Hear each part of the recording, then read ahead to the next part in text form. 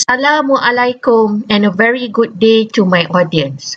Hi, I'm Marina from the Research Center for History, Politics and International Affairs, National University of Malaysia, or better known as UKM.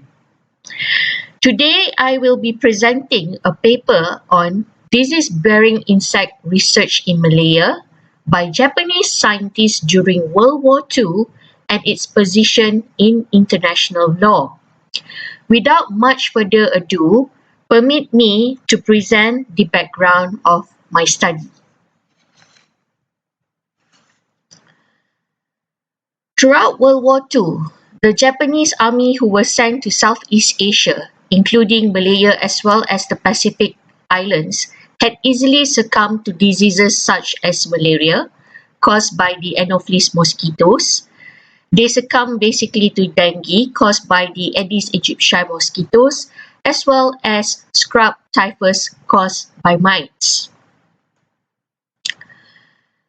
Now, Japan had sent some of its scientists consisting of microbiologists, pathologists, entomologists, parasitologists, and zoologists from prominent universities in Japan, such as Tokyo Imperial University, Kyoto University, Tohoku Imperial University, and other universities throughout Japan to serve among research institutes in Southeast Asia, which included the Institute of Medical Research in Kuala Lumpur, or known then as the Nertai Igaku Kenkyusho, which is the Tropical Institute of Medicine, basically to carry out research on malaria and dengue in looking for a cure for Japanese infected soldiers. Now, the allies consisting of the United Kingdom, the United States, France, as well as other friendly countries such as Australia as well as the Netherlands, were concerned that Japan had a hidden agenda of using insects such as mosquitoes as well as scrub typhus to basically spread diseases such as dengue, malaria, and scrub typhus among its enemies, which is known as entomological warfare, a subcategory of biological warfare. Now, biological warfare itself has been defined as using disease-causing organisms and toxins found in nature to basically destroy its adversary. Many of the Japanese scientists who were part of the Japanese army were never prosecuted for their research, which could have contributed to biological warfare, but safely returned to Japan to have illustrious careers as professors, researchers, and even opening their own medical company. Given this background in mind, the objective of my study is to identify the background and destiny of some of these Japanese scientists who had conducted research on malaria, dengue, and scrub typhus in Malaya during World War II, while also to evaluate whether the research could have been an offence under international law at that point of time. As for the literature review, scholars such as Fong, Gold, Harris, Sidhu, and Suchiya, very briefly in scant passing, have referred to Japan's biological weapons development among Southeast Asian countries such as Malaysia, Thailand, Singapore, Indonesia, and Burma. Only Lim has provided a more detailed account of Japan's biological weapons development at the King Edward VII Medical College in Singapore. He briefly mentions the Malacca High School as a manufacturing center for plague and the IMR in Kuala Lumpur as a suspected biological weapons facility of the Japanese. When it comes to Malaysia, Majid refers to the Old Tampoy Mental Hospital as the Japanese breeding ground for flea to spread plague, and the Tuanku Muhammad School in Kuala Pilah to breed rats for Japan's biological weapons development. However, Ho mentions much remains unknown about the Japanese research at the IMR during World War II. Few Japanese scholars refer to a Japanese Navy officer in Penang during World War II who transferred British writings on malaria cure back to Tsukuji in Japan. Browns and Beck have highlighted the inadequacy of international law to address the preparatory stage of biological weapons at the end of the 19th and early 20th century, while Bunn and Levy attribute this to the failure to address the development, production, and stockpiling of biological weapons. As far as methodology is concerned, this is a qualitative study. This study adopts a historical approach defined as a critical inquiry into past events to produce an accurate description of those events. Most primary resources were obtained from the National Library of Medicine in the United States, the National Library of China, the Singapore Archives, the IMR Library in Stia Alam, Selangor, Malaysia, the Trove website of the National Library of Australia, as well as the US Archives. This study relied on the US Army and Navy documentation during and after World War II, a war diary, treaties, soft law, as well as case law.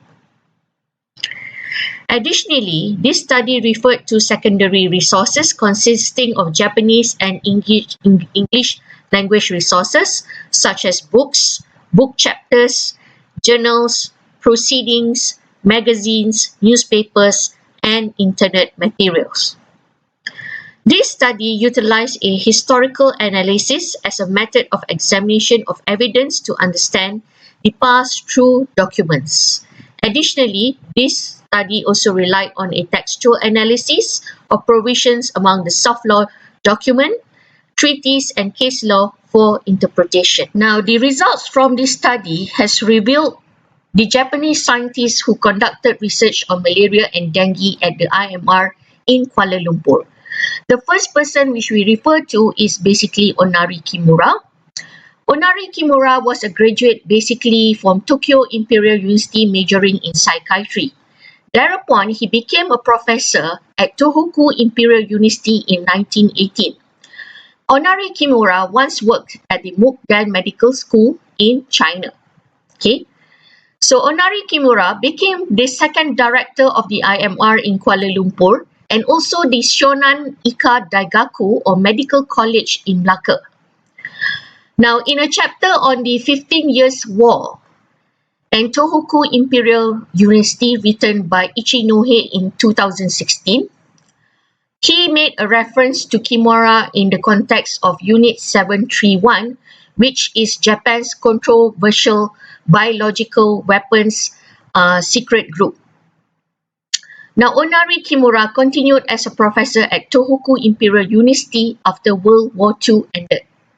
The second person who worked at the IMR during World War II was Masatoshi Iwata. Okay, he lived for 100 years old from 1897 till 1997. Masatoshi Iwata was a graduate from Kyoto Imperial University, and whereupon he transferred to Osaka Medical University in 1930 to focus on parasite research. Prior to World War II, Masatoshi Iwata was already a professor. Masatoshi Iwata was commissioned by the Imperial Japanese Navy or the IJN during World War II to conduct research on malaria as well as dengue at Papua New Guinea as well as Malaya. During his tenure at the IMR in Kuala Lumpur, Masatoshi Iwata had published some articles and pamphlets about dengue as well as malaria based on information of a captured war diary found at Papua New Guinea. In an article by Grasset in 1946 in the journal Science, entitled The War and Biological Sciences, Grasset mentions about Iwata being at the IMR in Kuala Lumpur. At the end of World War II, Iwata returned to serve at Shimane School of Medicine in Japan, and he continued his position as a professor. The third person who worked at the IMR in Kuala Lumpur during World War II was Masahiro Ogaki. Masahiro Ogaki initially served Kyoto University and subsequently he left for Osaka Prefecture University in Sakai, Japan. Ogaki graduated from Hiroshima University of Literature and acquired his Doctor of Science in his 40s from Osaka University. Ogaki was attached to the IMR in 1945, and in 1949 he published a journal and article entitled Bird Malaria Parasites Found in Malay Peninsula. Ogaki worked together with Iwata at the IMR. Now, upon returning to Japan, not long after that, Ogaki became a professor at Osaka Prefecture University in his 40s, and he became a counselor when he was 58 years old.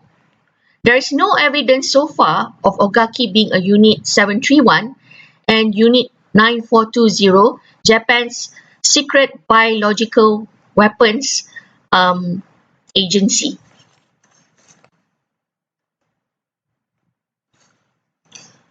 So who were the other Japanese scientists who conducted research on malaria, dengue, and scrub typhus elsewhere in Malaya and Singapore? We refer to Manabu Sasa here. Okay, Manabu Sasa was assigned by the Imperial Japanese Navy to Penang for the first 6 months of 1941. So during the daytime, Sasa conducted surgeries, and during his spare time, he used all his spare time to basically understand how malaria could actually be cured. Sasa also translated and transferred many British papers on curing malaria to the IJN office in Tsukuji, Japan. Upon returning to Japan, Sasa worked at the Institute of Infectious Diseases, University of Tokyo after World War II, and became a professor later on to specialize on mosquitoes. In a US report on pharmacology and malariology of 1946, Sasa's research on the prevention of malaria and bioexamination of malaria for cure and prevention were highlighted as research under suspicion. Now, the next other Japanese person that you should know who was involved with mosquito research is Hidetaki Yoi. Now, Hidetaki Yoi was a graduate from Tokyo Imperial University School of Medicine in 1920, and he obtained his Doctor of Medicine in 1926. Now, Yoi was commissioned by the Japanese War Ministry to conduct research on dengue in Malaya, in Singapore, and Bandung in Java during World War II. When Yoi was in Singapore, he conducted human prophylactic experiments as well as the creation of fly antigens from monkeys. Okay. Now, the Allies were actually concerned about Yoi's serum therapy research for dengue. The Allies feared there was a fear that the Japanese could infect mosquitoes with the dengue virus to basically attack the Allied troops at the Solomon Islands as well as New Guinea. Now, the last person on the list is Kiyoshi Hayakawa. He was the director for the Japanese Army Institute of Preventive Medicine at the King Edward VII Medical College in Singapore and a member of Unit 9420. Now, Hayakawa had conducted and directed research on scrub typhus in Sumatra, Java, and Malaya. After World War II, Hayakawa safely returned to Japan to open his own Hayakawa Medical Company in Shinjuku. To the analysis of international law documents from the end of the 19th till early part of the 20th century, it was found that the Brussels Declaration of 1874, the two Hague Conventions of 1899 and 1907 in Article 23A, as well as the 1925 Geneva Protocol were inadequate to address the preparatory process of biological weapons, as they merely address the usage. What were the attempts made during the early part of the 20th century to basically address the preparatory process of biological weapons? Now, the British had basically submitted a draft disarmament convention at the Disarmament Conference of 1932 and 1934, which was organized by the League of Nations, which would have made the preparatory process of biological weapons illegal, and the formation of a permanent disarmament commission, which was proposed to investigate allegations of states preparing for biological warfare through the development, production, and stockpiling of biological weapons, basically in laboratories, large-scale manufacturing, and keeping in stores. Now, since the draft convention on disarmament and convention never came into being, the Japanese preparatory process of biological weapons in laboratories would not have been illegal from the end of the 19th century till about the 1940s.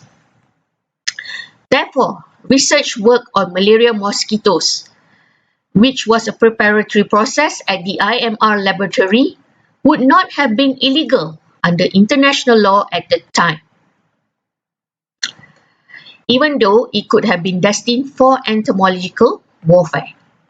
This is because the 1874 Brussels Declaration, the two 1899 and 1907 Hague Conventions, and the 1925 Geneva Protocol merely addressed the usage of biological weapons, but not its preparatory phase. It was not until 1972, when the Biological and Toxins Weapon Convention came into being, that the development, production, and stockpiling of biological weapons, which covered the preparatory phase, was being monitored. So, in conclusion, this study had made a significant contribution to existing knowledge because it has highlighted an unknown case of Japanese experimentation with malaria mosquitoes during the World War II period at the IMR Kuala Lumpur and other locations such as Penang, in addition to dengue mosquitoes experimentation in Singapore, Malaya, and Bandung, as well as crab typhus research in Singapore, Malaya, and Indonesia. As for the future direction of this study, there is a need to basically identify other Japanese researchers at the IMR who have worked on other diseases such as typhoid, cholera, and dysentery, as their identities remain unknown. Other locations in Malaysia will need to be revealed too besides Johor, Negeri Sembilan, Melaka, and the IMR in Kuala Lumpur, where whether Japanese Army personnel associated with Unit 731 or Unit 9420 were stationed and conducting suspicious experimentation which could have led to biological warfare. Thank you very much for your time in hearing my presentations. I shall now welcome some questions from the floor.